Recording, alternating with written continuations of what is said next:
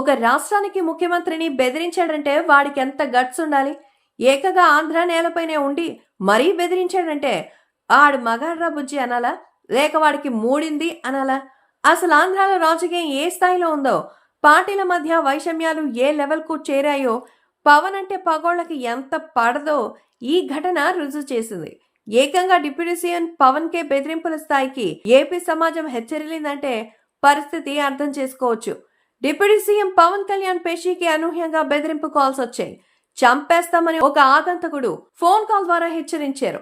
చెప్పలేనటువంటి అభ్యంతరకర భాషతో హెచ్చరిస్తూ ఆగంతకుడు సందేశాలు పంపించారు. పేషీ సిబ్బంది బెదిరింపు కాల్ సందేశాలను పవన్ కళ్యాణ్ దృష్టికి తీసుకెళ్లారు. అక్కడి నుంచి పోలీసులు సైతం సమాచారం అందించారు. పవన్ కళ్యాణ్ పేషీకి బెదిరింపు కాల్స్ పై హోంమంత్రి అనిత డీజీపీ ద్వారా తిరుమల రావుతో చర్చించారు. మరి ఆగంతకుడి నుంచి పవన్ కళ్యాణ్ పేషీకి 2 సార్లు బెదిరింపు కాల్స్ వచ్చాయని అనితకు డీజీపీ వివరించారు. బెదిరింపు కాల్స్ పై రంగంలోకి దిగిన పోలీసులు నిందితుని కోసం తీవ్రంగా గాలిస్తున్నారు. ఆగంతకుడు 9505505556 నంబర్ నుంచి పేషీకి బెదిరింపు కాల్స్ వచ్చినట్టుగా గుర్తించారు పోలీసులు. గతంలో ఇదే నంబర్ నుంచి హోంమంత్రి అనితకు కూడా ఫోన్స్ వచ్చాయని తేల్చేశారు. ఈ నంబర్ మల్లికార్జునరావు అనే వ్యక్తి పేరు మీద రిజిస్టర్ అయి ఉంది.